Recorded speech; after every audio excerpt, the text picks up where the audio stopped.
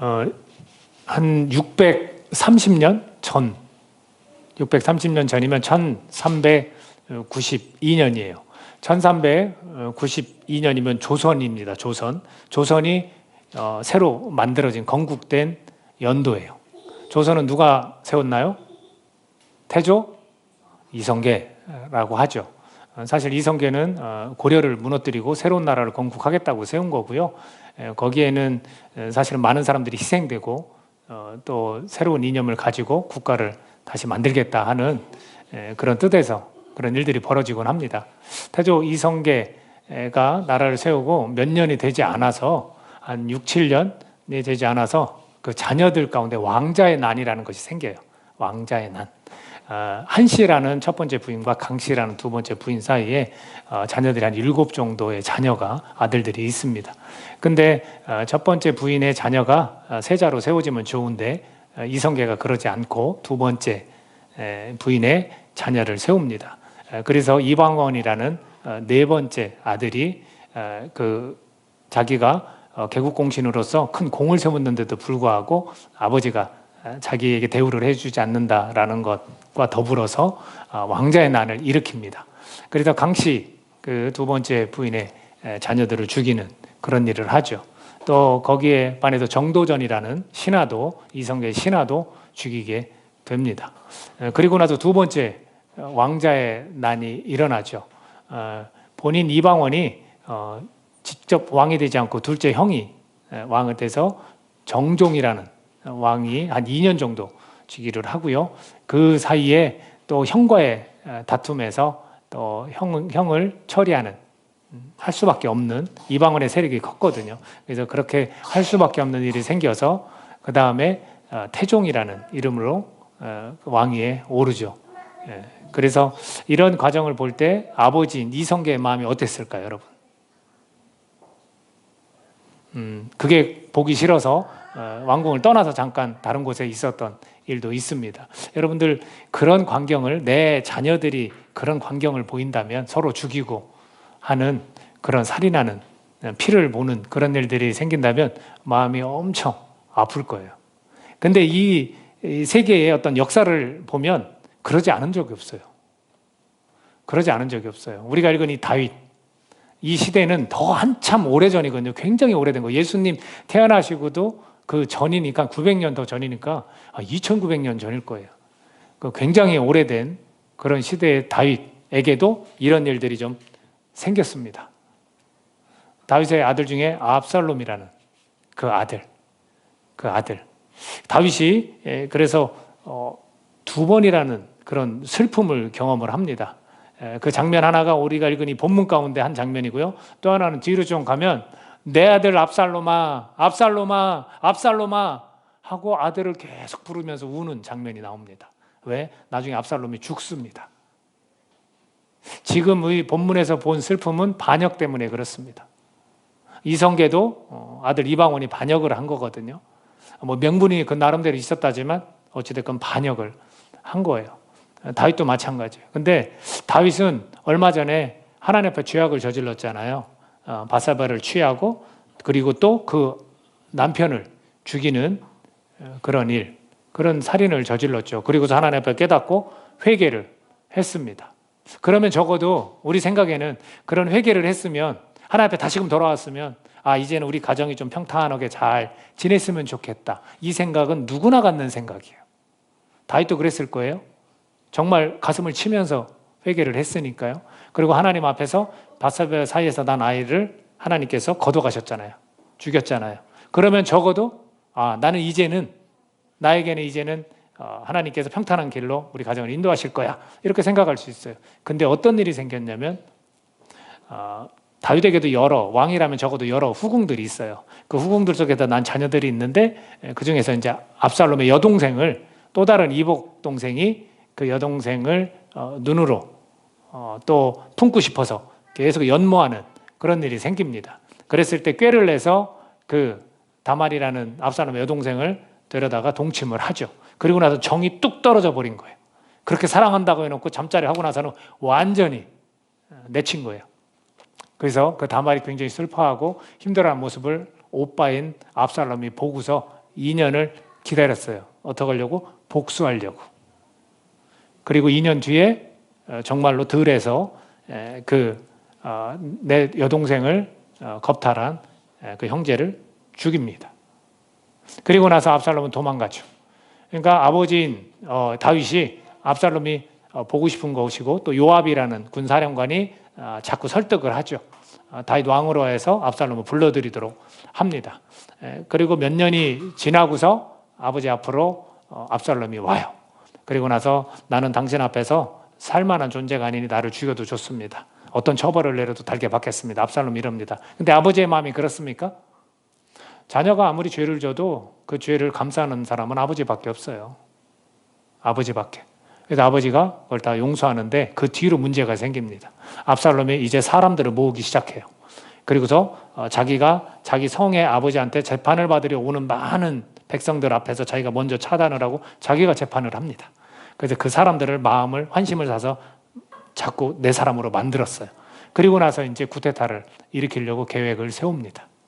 그래서 그 반역의 소식을 듣고 다윗이 이 성을 떠나자, 도망가자 해서 600명이라는 자기 부하를 데리고 떠납니다. 떠나는 광경이 그 슬퍼하는 그 모습이 바로 우리가 읽은 30절의 모습이 나옵니다. 30절 같이 한번 읽어볼까요? 자, 시작. 다윗이 감람산 길로 올라갈 때에 그의 머리를 그가 가리고 맨발로 울며 가고 그와 함께 가는 모든 백성들도 각각 자기의 머리를 가리고 울며 올라가니라. 얼마나 큰일입니까? 왕으로서 어려운 과정들을 거쳐서 하나님이 딱 세워주셨는데 권력이라는 것 때문에 자기가 실수하고 죄를 짓고서 이 모든 것들이 다 지금 물거품이 돼버리는 그런 상황 속에서 사랑하는 아들까지도 나를 반역하고 반기를 들고 이 나라를 정복하려고 하니 얼마나 힘들겠습니까? 얼마나 슬프겠습니까? 만약 우리 아들이 그랬다면 정말 죽이고 싶을 거예요. 그렇지 않겠습니까? 이 슬픔에 잠겨서 막 그렇게 가고 있습니다. 그러면 적어도 그 아들을 이제 이 다윗의 부하들이 죽였다는 소식을 들었을 때 어떻게 해야 되냐면 그래 꼴 좋다 잘 됐다 이 녀석 네가 그렇게 반기를 들더니 이럴 줄 알았다 이렇게 해야 정상이잖아요. 다윗은 그러지 않죠. 너무나 많이 슬퍼합니다. 정말로 슬퍼합니다. 차라리 내가 죽었으면 좋았을 걸이라고까지 이야기를 합니다. 마치 나라의 일을 걱정하기보다는 자기 사랑하는 자녀를 더 생각하는 그런 모습을 보이고 있죠. 그런 두 번의 그 슬픔, 눈물을 정말로 엄청 흘리며 마음 아파하고 가슴 아파하는 일을 압살롬이라는 아들 때문에 겪게 되는 겁니다. 우리가 여기에서 교훈을 얻는 건 뭐냐면 형제 우애가 참으로 중요합니다, 여러분. 크리스천들은 혈육의 형제 우애도 굉장히 중요하고요. 교회라는 한 몸에서도 이 형제들, 자매들의 관계가 되게 중요해요. 특히 이제 혈연의 관계는 사실은 하나님이 맺어준 천륜이라는 표현을 쓰잖아요. 그렇기 때문에 형제 우애의 축복이 우리가 있어야 될 줄로 믿습니다. 저는 그랬으면 좋겠어요. 부모들이 가장 원하는 게 뭐겠어요? 얘가 잘 나가는 걸 원할까요? 돈을 많이 벌어서 용돈을 주는 거 원할까요? 천만에요. 그렇지 않아요? 이 땅 가운데서 행복하게 살고 하나님 잘 섬기고 형제들끼리 우애 있게 사랑을 가지고 지내는 것을 부모들은 가장 원합니다. 어느 부모든 그건 다 동일합니다. 그런 축복이 여러분들에게 있기를 간절히 소원합니다. 그 회복을 지금 하셔야 돼요. 형제들의 우애 회복을 여러분들 지금 하셔야 되는 거예요. 이런 상황 속에서 이렇게 눈물을 흘리면서 막 걸어가는 이 처참한 이 슬픈 이 뒷모습을 우리가 그려볼 수 있잖아요. 상상해 볼 수 있잖아요. 그러면서 갑니다. 그랬을 때 그가 하나님께 정말로 진심으로 누가 봐도 이거는 온 힘을 다하여 하나님 앞에 딱 한마디의 기도를 합니다.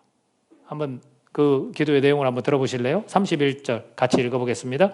자, 시작. 어떤 사람이 다윗에게 알리되 압살롬과 함께 모반한 자들 가운데 아히도벨이 있나이다 하니 다윗이 이르되 여호와여 원하옵건대 아히도벨의 모략을 어리석게 하옵소서 하니라.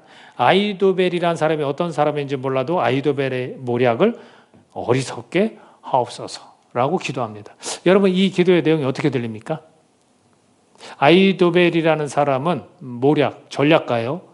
거기에 대해서 굉장히 지금 인정을 하고 두려워하는 그런 모습이지만 그 사람의 그런 모략을 어리석게 해달라고 누구한테 지금 부탁하냐면 하나님께 부탁하는 거예요. 그러면 그 사람의 모략보다 더 뛰어난 분이 누구라는 거예요? 하나님이라는 거죠. 그러면 이 기도의 내용은 어떤 내용이냐면 정말로 짧지만 전심을 다한 기도라는 거예요. 하나님께 맡기겠습니다. 이건 제가 어떻게 해서 될 게 아닌 것 같습니다. 지금의 상태는 굉장히 가라앉은 상태예요. 근데 이것이 나쁜 뜻에서 지금 이 다윗이 우울하다? 기력이 다 막 하고 이제는 싸울 의욕조차 없다? 그런 걸까? 좀 달라요. 왜냐하면 굉장히 용맹스럽고 이 다윗과 많은 그 부하들은 굉장히 싸움을 잘하는 사람들이에요. 근데도 불구하고 이런 기도를 드렸다는 건 어떤 의미를 우리에게 보여줄까라는 거죠. 우선은 아히도벨이 도대체 누구길래 이런 기도를 드릴 수밖에 없는지 16장 23절 한번 화면 보고 같이 읽어볼까요? 자, 16장 23절 시작. 그때 아히도벨이 베푸는 계략은 사람이 하나님께 물어서 받은 말씀과 같은 것이라. 아히도벨의 모든 계략은 다윗에게나 압살롬에게나 그와 같이 여겨졌더라. 자, 아히도벨이 계획을 세우면 그걸 하나님의 뜻으로 하는 거예요. 거의 하나님이 이런 작전을 허락하셨다 이렇게 한 거예요. 그 얼마나 상당히 뛰어난 그런 전략가입니까? 하나님한테 말씀을 받아서 지금 우리에게 작전을 이렇게 하십시오라고 권해주는 것처럼 이 왕은 받아들였다는 거예요. 그러니까 지금 그 사람이 누구한테 붙었어요? 압살롬 아들에게 붙었다는 소식을 들은 거예요. 다윗은 지금 이 하나님 앞에 이 기도를 통해서 어떠한 것을 지금 부탁을 하는 건데 이 부분에 있어서 우리가 이 말씀을 통해서 얻어야 될 게 뭐냐면요. 기도는 위력이 있다라는 거예요. 그걸 우리에게 보여주거든요. 왜냐하면 그 결과를 보면 하나님께서 일을 하셨어요. 이 기도에 응답을 하셨어요. 그렇다면 그 기도의 위력이 도대체 어떤 건지 어마어마한 힘이 있다는 거 기도는 그걸 우리에게 보여주는데 그 첫 번째가 뭐냐면 다윗의 마음이 제가 말씀드렸듯이 우울함의 그런 마음이 아니에요. 가난한 마음입니다. 마음이 지금 가난해졌다는 거예요. 여러분 내 아들이 반역을 하고 이 백성들이 나와 함께 이렇게 맨발로 걸어가면서 울고 슬퍼하는 이런 모습 속에서 우리의 마음이 어떨까요? 나는 용사인데 나 하나님 힘주시면 다시 한번 할 수 있는데 이런 마음일까요? 아니에요. 나는 이제 할 수 없구나. 나는 지금 내가 뭘 한다고 되는 것도 아니구나. 이거는 하나님께 맡길 수밖에 없구나. 내가 의지할 분은 그분밖에 없다는 걸 지금 보여주시고 나를 궁지로 몰아넣으셨구나. 나는 지금 도망자가 됐구나. 가난한 마음이 드는 거예요. 가난한 마음. 그래서 우리가 깨달아야 될 게 뭐냐면 가난한 마음일 때 하나님을 찾으며 의지하게 된다라는 겁니다. 우리 마음이 가난해야 되는 거예요. 내 마음이 가난해야만 하나님을 찾습니다. 내 마음이 가난하지 않으면 하나님 안 찾아요. 여러분 생활이 굉장히 평탄하고 평안하면 하나님 안 찾습니다. 마음이 가난해지는 것은 몇 가지 이유가 있어요. 예를 들면 상황 또는 환경 그리고 현실. 이것이 너무나 나에게 힘든 거예요. 그렇다고 그것 때문에 우울해지는 그런 모습이 아니에요. 왜? 우리 하나님 섬기잖아요. 기도하고 예배 드리고 찬양하잖아요. 그런데도 이 마음이 턱하고 가라앉는 그것이 오히려 하나님을 찾게 되고 하나님을 의지하게 되는 거예요. 이걸 가난한 마음이라고 그래요. 여러분 가난한 심령이 가난한 자는 뭐라고 했어요? 천국이 저희 것이다라고 말씀하셨어요. 가난한 심령이 얼마나 중요한지 몰라요. 내 현실과 내 상황과 내 처지들이 이렇다 해서 마음이 가라앉는 건 오히려 좋은 거예요, 여러분. 왜 나는 이렇지? 왜 난 당당하지 못하지? 왜 내 현실은 이럴 수밖에 없지? 그럴 때 우리가 해야 될 일이 뭐겠습니까? 기도예요, 여러분. 하나님을 찾고 의지해야 돼요. 단 짧은 한마디의 이런 기도가 전심을 다해서 드리면 되는 거예요. 하나님 나 너무 힘들어요. 내 이 현실을 좀 주님의 축복으로 좀 바꿔주세요. 짧게 하나 기도하면 끝나는 거예요. 우리가 지금 다윗이 이 궁지에 몰린 이런 모습과 도망자로서 이렇게 할 수밖에 없는 그런 상황일 때 하나님은 응답하시는 거예요. 우리가 여기서 중요한 게 뭐겠습니까? 우리가 신앙임에도 불구하고 어떤 상황 가운데 우리가 있을 때 기도의 위력은 정말 대단하구나. 큰 힘이 있구나라는 걸 깨닫고 내가 그런 가난한 마음일 때 하나님을 의지하고 하나님을 찾으십시오. 그리고 전심을 다해 기도하십시오. 하나님은 들으십니다.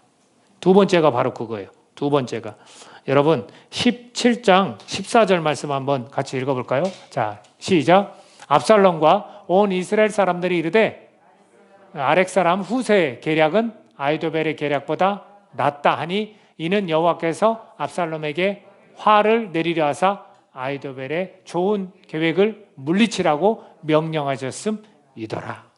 결과는 이렇게 돼요. 이게 무슨 얘기냐면 지금 쫓기고 있잖아요. 다윗이 쫓기고 있는데 이 아히도벨이 압살롬에게 어떤 전략을 얘기해요. 어떤 전략이었냐면 지금 다윗은 지쳐 있습니다. 우리에게 어느 정도의 한 12,000명 정도의 12,000명 정도를 택하셔서 오늘 밤 가서 당장 쫓아가서 다윗을 겁줍시다. 그러면 이 부하들이 힘이 지금 빠져있기 때문에 다 도망갈 것이고 다윗만 죽이면 그 나머지 백성들은 다 당신을 따를 것입니다. 다윗 하나만 제거하고 그리고 나머지 사람들은 내 부하로 압살롬의 부하로 만들고 싶다라는 작전을 펴요. 굉장히 좋은 거예요. 뛰어난 전략이에요. 지금 딱 그 상황에 맞게끔 아주 정확히 판단을 해서 알려줬어요. 그랬는데 후세라는 사람이 우리 본문에서 후세라는 사람이 다윗을 쫓아왔잖아요. 그럴 때 다윗이 네가 나하고 있어서 무슨 도움이 되겠느냐. 저 압살롬에게 가라. 가서 이렇게 이야기를 해라. 네가 다윗을 나를 섬겼던 것처럼 이제는 당신을 섬기겠습니다. 이야기를 해라. 그리고 거기에서 나오는 소식들을 지금 제사장 둘이 있으니 거기에 첩보원처럼 지금 보내는 거예요. 첩보 작전을 하는 거죠. 그렇게 해서 나한테 소식을 전해라. 그럼 난 행동을 취하겠다. 이렇게 얘기를 한 거예요. 그래서 후세가 갔죠. 갔더니 다름 아니라 압살롬이 너 왜 왔니? 네 친구 놔두고 왜 왔니? 이렇게 표현을 합니다. 다윗 왕에게 가지 왜 왔냐는 거예요. 그랬더니 다윗 왕을 섬겼던 모습 그대로 당신이 나의 왕이 되지 않습니까? 내가 당신을 섬기겠습니다. 해서 받아들여요. 그리고 아히도벨의 계략을 딱 듣고 나서 압살롬이 이야기를 하는 거예요. 후세야, 너는 어떠냐? 후세도 전략가거든요. 네 의견은 어떠냐? 그랬더니 후세가 뭐라고 하냐면 아히도벨의 이 작전은 좋지 않습니다. 이렇게 이야기를 하죠. 그리고 어떤 식의 이야기를 하냐면 다윗과 그 병사들이 얼마나 뛰어난지 모릅니까? 과거에 그런 용맹스러웠던 모습들을 그대로 얘기를 해줘요. 우리가 만약에 그렇게 쳐들어가서 몇 명이 그들이 수풀이나 어떤 동굴에 숨어 있다가 몇 명을 치면 소문이 어떻게 나겠습니까? 압살롬의 부하들이 다 죽었다, 전멸했다 이렇게 소문날 것입니다. 그러니까 그렇게 하지 말고 자 북에서 남까지 전체 이스라엘에 있는 병사들을 다 모읍시다. 그리고 정말로 누가 봐도 이것은 겁을 먹을 수밖에 없는 그런 군사들을 이끌고 쳐들어갑시다. 마치 이슬이 땅에 딱 덮이는 것처럼 가서 싹 쓸어버립시다. 그렇게 이야기를 해요. 만약 성에 숨었습니까? 성에 숨었으면 우리가 튼튼한 밧줄을 갖다 성을 묶어서 다 무너뜨립시다. 이런 식으로 이야기를 해요. 그러면 지금 압살롬의 마음은 어떻겠습니까? 굉장히 우쭐한 거죠. 야, 지금 우리 상태가 사실 그렇구나. 내가 이 이스라엘 전체를 지금 다 다스리는 왕이 되었구나라고 생각을 해요. 그러고 장로들과 함께 굉장히 이 부분이 마음에 들어 합니다. 그리고서 아히도벨 너보다 이 후세께 더 낫다라고 결정을 하죠. 그래서 아히도벨은 자기 계략이 이게 먹히지 않으니까 받아들여지지 않으니까 자기 고향으로 돌아가서 목을 매서 자살을 합니다. 결국에는 후세의 말대로 되는 거죠. 그리고서 우리가 읽은 그 17장 14절에서 하나님께서 뭐라고 하셨다 그랬냐면 여호와께서 압살롬에게 화를 내리려 하사 아히도벨의 좋은 계략을 좋아요. 정말로 제가 들어도 그게 나아요. 근데도 그것을 물리치라고 명령하셨습니다. 하나님이 누구한테 명령했을까요? 천사들을 보낸 것 같아요. 그 현장 가운데 하나님의 일하심이 있는 거예요. 그래서 우리가 두 번째로 기억해야 될 게 뭐냐면요.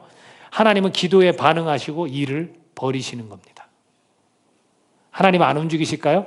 왜 하나님 가만히 계십니까? 침묵하시는 하나님에 대해서 우리 좀 답답해 하잖아요. 하나님은 일하십니다. 하나님은 그 기도에 반응하십니다. 내 상황 속에서 힘들고 어려운 걸 내 전심으로 하나님께 짧지만 그렇게 기도를 드린 거에 대해서 하나님은 사랑하는 자녀들의 기도를 들으십니다. 여러분 믿으세요? 우리의 그 짧은 기도문을 하나님은 들으신다고요. 그리고 일하기 시작하세요. 세 가지로 일하셨습니다. 여러분 이 한 사람만 그저 죽인 압살롬이 죽게 한 그 일만 한 게 아닙니다. 자, 후세를 통해서 이런 작전을 펼치면서 다윗은 준비할 그런 시간을 갖게 되고 나중에 병사들이 싸워서 이기게 되는 겁니다. 자, 그렇게 후세를 통해서 일하신 것 하나. 또 하나는 뭐냐면요. 그들이 시간을 벌었어요. 그래서 강을 건널 수 있는 시간을 벌었어요. 왜냐하면 이스라엘 북에서 남까지 전체의 병사들을 몰라면 시간이 걸리잖아요. 그때 소식이 전해졌고 다윗은 데리고 다 강을 건넜어요. 그러면 아까 말씀드렸지만 아히도벨이 생각했던 게 정확했어요. 다윗은 힘이 빠졌고 병사들도 굉장히 지친 상황이에요. 그럼 뭐가 필요합니까? 먹을 게 필요해요. 자, 이 부분을 도왔던 자들이 있습니다. 17장 27에서 29절까지 한번 읽어보도록 그렇게 하겠습니다. 자, 시작. 다윗이 마하나임에 이르렀을 때에 암몬 족속에게 속한 라파 사람 나하스의 아들 소비와 로데발 사람 암미엘의 아들 마길과 로글림 길르앗 사람 바르실레가 침상과 대야와 질그릇과 밀과 보리와 밀가루와 볶은 곡식과 콩과 팥과 볶은 녹두와 꿀과 버터와 양과 치즈를 가져다가 다윗과 그와 함께한 백성에게 먹게 하였으니 이는 그들 생각에 백성이 들에서 시장하고 고나고 목마르겠다 함이더라. 여러분, 침상까지 갖다 주는 거예요. 편히 쉬게 해주죠. 씻는 대야, 씻을 수 있는 것까지 제공하죠. 먹을 것까지 다 그들이 제공을 합니다. 누가 일하신 거예요? 하나님이 일하시는 거예요. 후세라는 전략가를 통해서 일하시기 시작했고, 그리고 이들의 사정이 지금 지치고 피곤하고 힘든 상황 속에서 이 돕는 자들을 통해서 하나님은 일하셨습니다. 그리고 마지막은 이 병사들이 서로 맞붙었을 때, 다윗의 부하와 압살의 부하들이 맞붙었을 때 다윗의 부하들이 잘 싸운다고 그랬잖아요. 그러니까 먹을 것 같이 먹고 쉬었으니 얼마나 잘 싸우겠습니까? 싸워서 이겨요. 근데 이 칼로 쳐서 죽은 사람보다 수풀에서 걸려서 죽은 사람이 더 많았다 그랬습니다. 그럼 하나님 뭘 통해서 또 일하셨어요? 환경을 통해서 일하신 거예요. 하나님은 우리의 이런 기도에 반응하시고 일하신다니까, 일을 버리신다니까요. 시간이 필요한 거예요. 우리는 지금 당장 이 상황에서 좀 해결되고 싶고 당장 좀 응답을 주셨으면 좋겠는데 아니에요. 하나님은 그 시간이 있어요. 그리고 그 시간들 속에서 하나님은 계속해서 반응하시고 일하신다니까요. 언제 내가 전심으로 정말 기도했을까? 그분을 정말 의지하는 마음으로 내가 짧게라도 정말 기도했을까? 그렇다면 언제 내가 그렇게 하나님이 일을 버리실 동안 내가 기다려 줬을까? 모든 상황이 하나님이 지금 일하고 계시구나라고 내가 인정하면서 계속해서 인내하면서 가고 있을까? 이런 것들 우리가 생각해 봐야 되는 거예요. 그리고 세 번째가 뭐냐면 대부분 우리가 기도하면 우리가 원하는 결과가 나와야 좋아해요. 그렇죠? 그게 딱 하고 들어맞지 않으면 우리가 좀 실망해요, 하나님께. 근데 우리가 이걸 기억해야 돼요. 내가 원하는 결과는 아니더라도 하나님께 우리는 감사하게 돼 있어요. 하나님이 딱 일하고 나면 하나님이 일하셨구나. 하나님께 감사하게 돼 있다고요. 내가 그린 그림대로 하나님이 딱 맞춰주시지 않았지만 어떤 결과에 대해서 우리는 하나님께 감사할 수밖에 없다라는 거예요. 이게 여러분 기도의 위력이에요. 이 과정들을 보면서 우리가 그것을 기억할 수 있기를 바랍니다. 제가 끝으로 그러면 예수님께서는 이런 기도에 관해서 어떻게 생각하실까 궁금하지 않습니까? 제가 이 주중에 말씀을 준비하면서 수요일날 전했던 말씀과 주일날 이 말씀이 딱 하고 들어맞았어요. 그랬을 때 좀 소름 끼쳐요. 좀. 내가 이거를 우리 교회에 하나님 필요한 게 뭘까? 주중에 읽었던 말씀 중에 하나님 어떤 말씀을 전해야 될까 기도도 하고 또 내가 묵상하면서 이게 정말로 나한테 크게 와닿으면 그걸 또 본문으로 잡고 또 수요일날 말씀 전하기 전에 하나님 우리가 일독을 하는 중에 그 내용이 있잖아요. 그럼 지금 마태복음, 마가복음 지금 나가고 있잖아요. 이번 수요일이 마태복음이었어요. 훅훅 막 나가요. 한 주에 뭐 책 한 권 건너뛸 때도 있고. 근데 그 중에서 마태복음 21장에 보면 성전에 관한 이야기를 해요. 비둘기 팔고 동전 바꾸고 그러면서 예수님이 화내시면서 상을 확 엎으시는 장면이 나와요. 그 장면 본문 한번 같이 읽어볼까요? 우리 화면에 띄워주면 자 읽어보겠습니다. 시작. 예수께서 성전에 들어가사 성전 안에서 매매하는 모든 사람들을 내쫓으시며 돈 바꾸는 사람들의 상과 비둘기 파는 사람들의 의자를 둘러 엎으시고 그들에게 이르시되 기록된 바 내 집은 기도하는 집이라 일컬음을 받으리라 하였거늘 너희는 강도의 소굴을 만드는도다 하시니라. 혹시 한 구절 더 있나요? 네. 맹인과 저는 자들이 성전에서 예수께 나오매 고쳐주시니. 자, 요 본문과 요 내용과 또 문맥이 있어요. 뒤에 바로 이어서 어떤 내용이 나오냐면 무화과나무 얘기가 나와요. 다음날 주님이 가시는데 무화과나무의 열매를 보고 열매가 없고 잎만 무성해요. 그러니까 그 무화과나무를 저주하고 무화과나무가 그냥 말라버렸어요. 그랬더니 제자들이 궁금할 거 아닙니까? 어떻게 해서 이렇게 됐습니까? 얘기했을 때 21장 21절과 22절 한번 읽어보겠습니다. 시작. 예수께서 대답하여 이르시되 내가 진실로 너에게 이르노니 만일 너희가 믿음이 있고 의심하지 아니하면 이 무화과 나무에게 된 이런 일만 할 뿐 아니라 이 산더러 들려 바다에 던져지라 하여도 될 것이요 너희가 기도할 때에 무엇이든지 믿고 구하는 것은 다 받으리라 하시니라. 이렇게 얘기하거든요. 아니, 야, 거기 산 무슨 산이라고 불러요? 야, 뭐 여기 있는 산을 이름 대볼까? 전월산. 너 저기 세종 호수공원에 확 하고 들어가 하면 그게 된대요. 그게 말이 돼요? 말이 안 되죠. 예수님은 이걸 왜 얘기하셨냐면 과정법을 쓰신 거예요. 그걸 그렇게 된다는 얘기가 아니라 기도할 때 무엇이든지 믿고 구하는 것은 다 받을 줄로 알라는 거예요. 그러면 이 위의 내용과 밑의 내용이 연결을 좀 지을 필요가 있어요. 문맥상 같이 볼 필요가 있어요. 왜? 같은 기도에 관한 내용이거든요. 그렇다면 성전이라는 것은 오늘날 따지면 이런 예배당이에요. 교회, 모이는 자들, 에클레시아, 벌러냄 받은 자들의 모임 가운데에서 무엇을 해야 되느냐? 야, 헌금? 오늘 헌금할 사람 누구야? 내가 새 돈 바꿔줄게. 자, 이리 와. 이거 되겠습니까? 안 되는 거잖아요. 그럼 이곳에서 무엇을 해야 되느냐? 그 이야기를 하고 내 집은 기도하는 집이다라고 이야기를 하고 교회와 예배당은 하나님 집이라는 거예요. 그래서 기도하는 곳이라는 거예요. 그러고 나서 누가 나오냐면 맹인과 저는 자가 예수님께 나오는 거예요. 그랬을 때 어떻게 했어요? 고쳐주셨어요.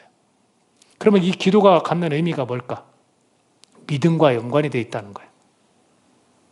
우리가 이곳에서 다른 걸 목적을 두고 교회가 형성된 게 아니라 그런 맹인과 저는다들처럼 몸이 아프거나 마음이 아픈 사람들이 왔을 때 예수의 이름으로 고쳐줄 수 있어야 되는 거예요. 그게 기도예요. 마치 산 보고 저 바다로 들어가라는 것처럼. 산이 바다 가는 게 쉽겠습니까? 그 사람 고치는 게 쉽겠습니까? 제가 볼 때는 산이 바다로 가는 거는 저는 불가능할 것 같지만 사람이 왔을 때 그 사람을 사랑하시는 하나님께 예수의 이름으로 깨끗해질지어다. 이거는 될 것 같아요. 실제로 그런 일들이 많이 있었어요. 결국은 성전에서 기도하는 일은 바로 그거라는 거예요. 여러분, 믿는 대로 구하는 건 되는 거예요. 만약 우리가 뭘 믿냐? 하나님 나에게 물질로 축복해 줄 줄 믿습니다. 안 주실 수 있어요, 여러분. 왜? 정욕대로 구하는 건 주신댔어요? 안 주신댔어요? 안 주는 거예요. 근데 그 사람이 정말로 회복될 줄로 믿습니다. 이건 주실까 안 주실까요? 주시는 거예요. 우리는 그 선을 조금 넘었잖아요. 그러니까 이제 우리가 해야 될 건 뭐냐면 하나님과 뜻, 하나님 의에 관련된 것들로 우리가 구하는 거는 받은 줄로 믿는 거예요. 이게 기도의 위력이에요. 교회는 뭘 해야 되겠습니까?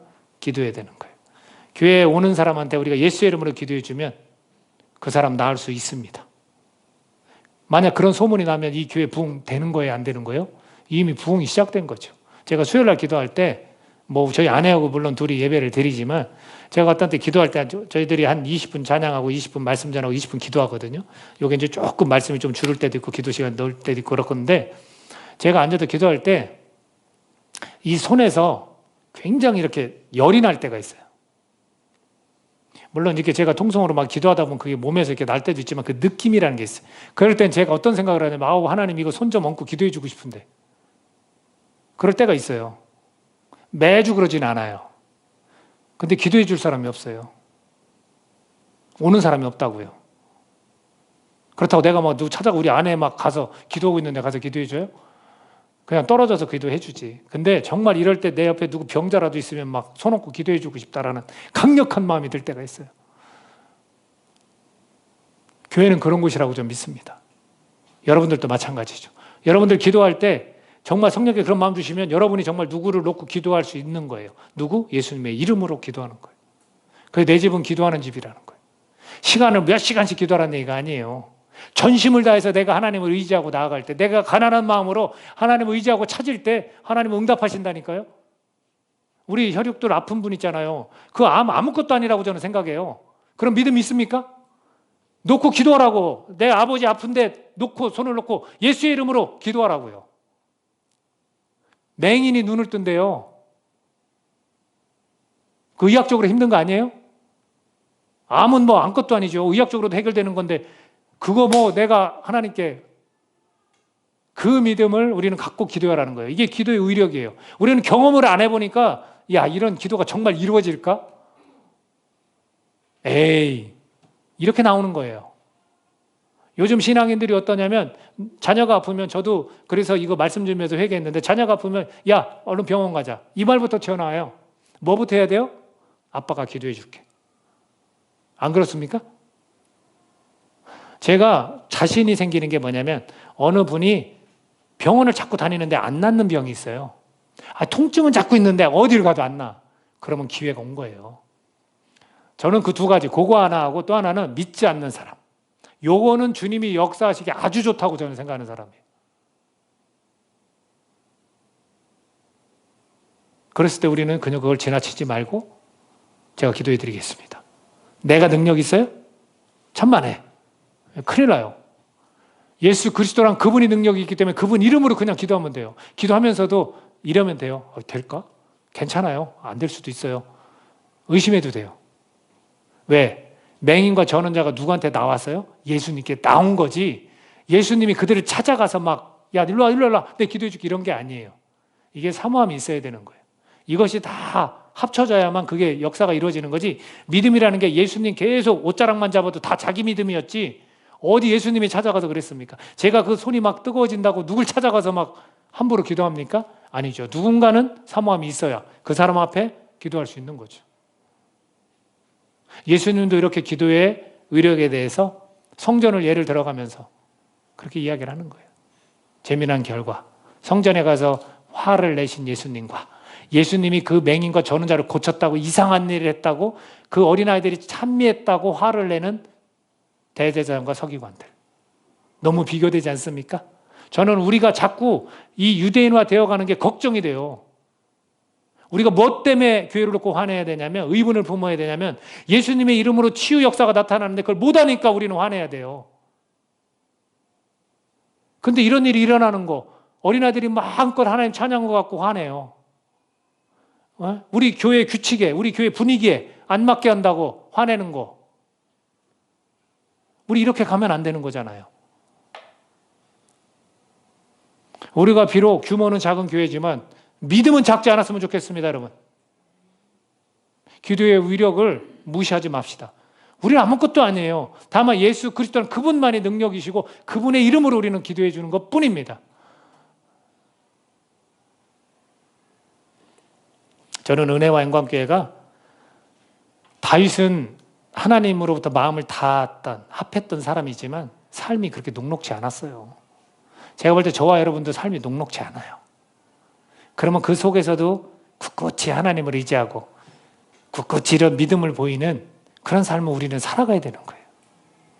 자꾸 허황된 거, 평탄하고 축복된 삶이라 해서 잘 되는 거 우리 여기서 좀 벗어났으면 좋겠어요. 약간 어린아이 수준에서 좀 벗어나서 정말 이제는 성인답게 신앙인의 어떤 사춘기, 신앙의 사춘기를 좀 벗어나고 이제는 이런 믿음을 가지고 내가 기도의 의력을 인정하면서 예수 그리스도의 이름으로 축복해주고 그런 역사들이 하나님이 이를 버리시고 하는 그런 삶의 현장이 되시기를 예수님의 이름으로 축복합니다. 기도하겠습니다. 이 시간 우리 같이 기도할 때 우리 자신을 좀 돌아봐요. 우리 교회를 돌아봐요. 나는 정말로 예수님의